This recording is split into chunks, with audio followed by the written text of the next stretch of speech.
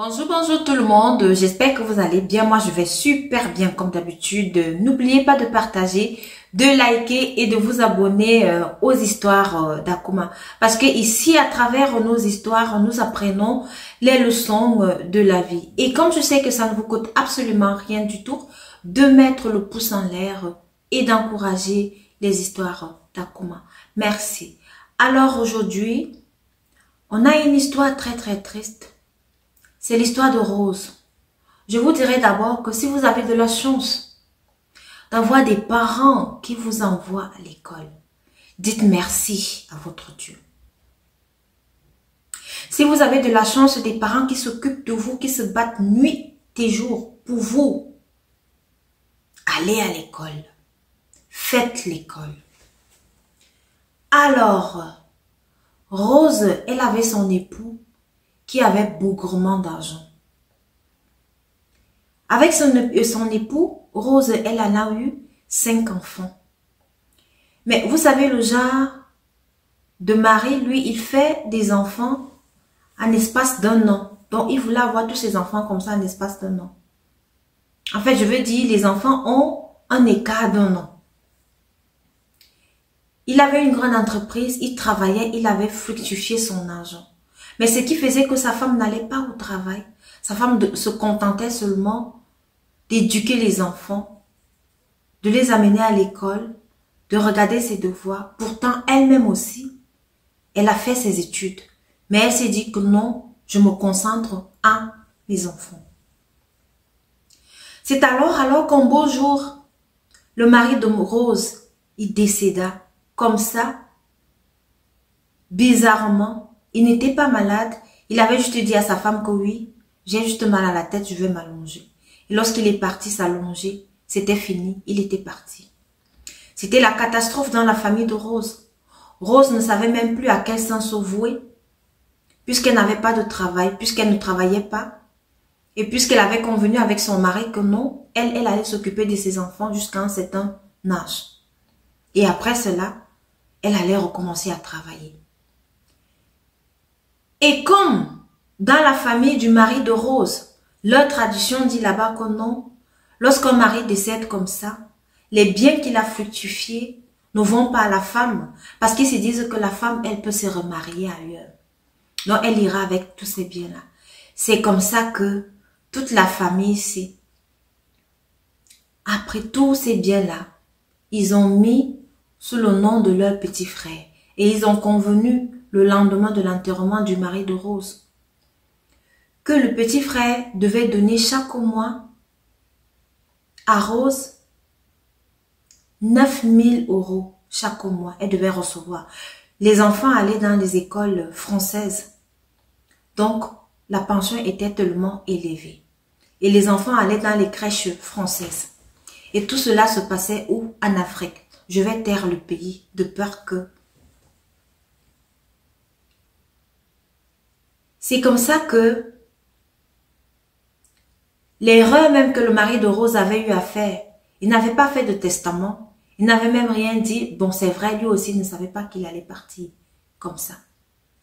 C'est comme ça alors que le premier mois passait, le petit frère du mari de Rose, il envoie les 9 000 €. Le deuxième mois, très bien, il donne. Le troisième mois, il donne. Le quatrième mois, il a commencé à dire qu'il ne donne plus. Il a commencé à dire à Rose que mais pourquoi est-ce qu'elle a besoin de cet argent? Je vais te donner 100 €. 100 € pour nous en Afrique, là, ça fait 65 000 francs CFA. Qu'est-ce qu'elle peut faire avec 65 000 francs CFA? Pourtant, les enfants vont dans les écoles françaises. C'est comme ça que Rose a commencé à souffrir avec ses enfants. Le mois qui suivait, elle a envoyé sa fille là-bas, sa fille de 12 ans, aller demander l'argent à son oncle, comme il devait le faire, comme la famille avait convenu. L'oncle a dit, il n'a pas d'argent, il ne peut pas, il ne veut pas. Mais après cela, il a donné une condition à la petite fille de 12 ans. Il lui a dit, si tu acceptes de coucher avec moi, je vais donner l'argent à ta maman. La petite fille, elle a refusé. Elle est rentrée chez elle, elle a dit à sa maman que non, le tonton, il refuse. L'autre mois qui suivait, sa maman n'en pouvait plus, puisqu'elle a même enlevé tous ses enfants dans les écoles françaises et crèches françaises, elle n'en pouvait plus. Elle restait avec ceux qui étaient encore plus petits là à la maison. Et le reste allait déjà au lycée, comme Rose. Le Rose est donc reparti comme la maman l'avait voulu. Elle va voir l'oncle. Elle demande encore à l'oncle. L'oncle lui dit, tu dois seulement coucher avec moi. Et c'est comme ça que Rose, voyant sa maman souffrir là à la maison, elle s'est laissée faire. Elle ne voulait pas, mais elle a laissé. L'oncle a donc commencé à abuser d'elle. Chaque fois que Rose envoyait sa fille demander de l'argent, comme d'habitude, chaque mois à son beau-frère, au petit frère, à son feu mari, la fille de Rose passait toujours, comme vous connaissez là. L'oncle abusait tout le temps d'elle. À un moment donné, un autre jour, la maman a encore envoyé Rose. Va demander l'argent. Mais tout ceci, Rose ne disait pas à sa maman. Rose ne racontait pas ça parce que Rose, elle était déjà traumatisée. Donc lorsqu'elle est repartie chez l'oncle, comme d'habitude, pour demander l'argent du mois, l'oncle prend 3500 €, il lui donne.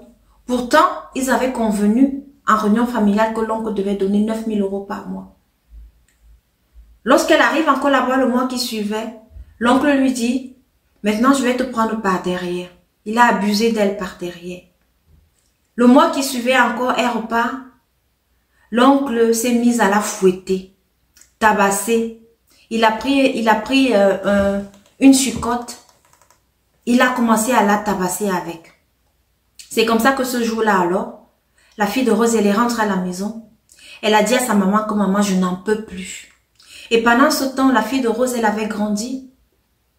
Parce que les années se sont écoulées, elle avait grandi, elle avait déjà 18 ans. C'est là où elle s'est dit, heureusement, elle a eu son bac. Elle devait maintenant aller à l'université et sa maman lui dit, tu vois, il nous faut de l'argent parce que toi, tu dois aller à l'université. On va donc faire comment? Le petit frère qui suivait, il en avait 17 et l'autre avait déjà 16. Ainsi de suite, puisqu'ils avaient toujours écart d'un an. Donc, lorsque la fille de Rose a été tabassée par son oncle, elle est donc rentrée, comme je disais tout à l'heure, et s'est déshabillée devant sa maman. Elle a dit à sa maman que maman, je n'en peux plus. Je n'irai plus chez mon oncle. Mais elle n'a pas dit à sa maman ce qui se passait réellement. Elle a seulement dit à sa maman que regarde mon corps parce que l'oncle l'a bastonné. Et en même temps, pendant qu'elle était donc à l'université, il y avait un chargé de cours là-bas qui a commencé à s'intéresser à elle. C'est comme ça qu'elle aussi, elle est tombée amoureuse de ce chargé de cours, mais elle était réticente en ce qui concerne les hommes. Parce qu'elle était déjà traumatisée. Elle n'en voulait même pas. Elle ne voulait même pas sentir les hommes à côté d'elle. C'est comme ça que lorsque ce monsieur l'a donc draguée, elle a expliqué sa situation au monsieur. Elle a tout raconté au monsieur. Le monsieur, il a commencé à aimer vraiment la fille de Rose. Le monsieur lui a dit, moi je t'aime, je n'ai pas de soucis. Je vais aller voir tes parents. C'est comme ça que le monsieur est donc venu voir les parents. Et vous savez, pour voir les parents, une fille qui n'a plus de père, il faut aller dans la famille du père.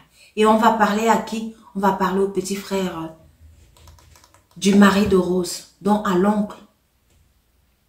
Quand on arrive là-bas, le monsieur dit non, il ne veut pas de cet homme, donc il ne doit pas épouser sa nièce. Il ne veut pas. Il a même commencé à demander des choses impossibles qu'on demande dans les dots. Mais tellement ce chargé de cours là, il aimait cette fille, il a dit non, je vais me battre. Il s'est battu, il a tout donné. À un moment donné, la fille de Rose ne voulait même plus rester avec sa mère parce qu'elle ne supportait plus sa mère. Elle avait dit à sa maman qu'elle n'allait plus demander l'argent à son oncle, qu'elle ne bougeait plus, qu'elle ne partait plus. Mais elle n'avait pas dit à sa maman ce qui se passait réellement. C'est comme ça que la fille de Rose est donc quittée de chez sa maman. Elle a dit à son fiancé que bon voilà, j'aimerais venir rester chez toi, je suis fatiguée. Je suis fatiguée de ma maman, elle me dérange. Je suis fatiguée. Elle passe son temps toujours à m'envoyer chez mon oncle. Je ne veux plus aller là-bas.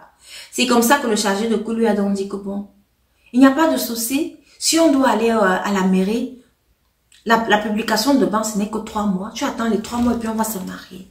C'est comme ça que Rose, malgré tout ça, elle a attendu. Mais elle ne mettait plus son pied chez son oncle. Elle a attendu. Elle est partie. Elle s'est mariée avec son fiancé.